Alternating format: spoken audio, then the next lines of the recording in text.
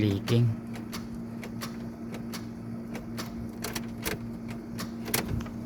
Natin dito, subukan natin rekta kung kaya.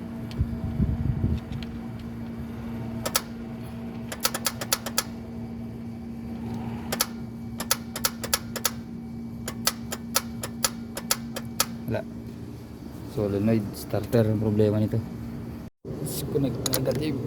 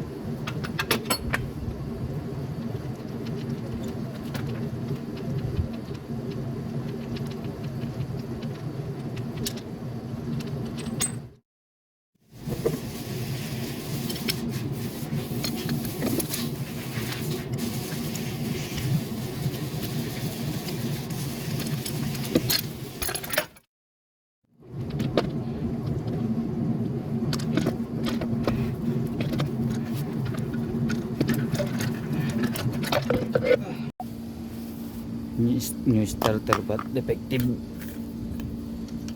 solenoid. So let's check.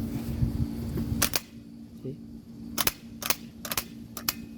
So, lagyan ulit natin ng bago, new one again. So this is the one that installed, defective, not working solenoid.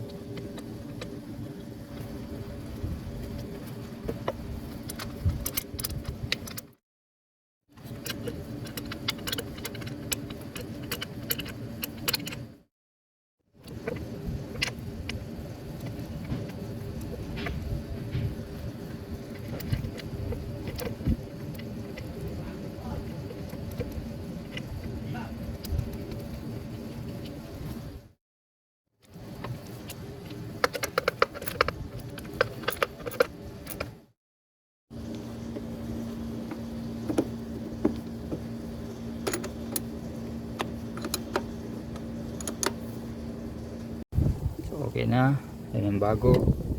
So yun na yung replacement. Pinalitan nila yung dati nilang binili. So ito lang naging problema niya. So susubukan natin.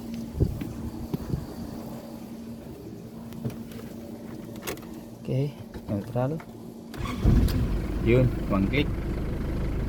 So yun lang, naging problema niya yung solenoid niya, naglalagatik lang. Kaya pinapalitan ulit ng bago yung nabiling unang bago. So okay na. Okay.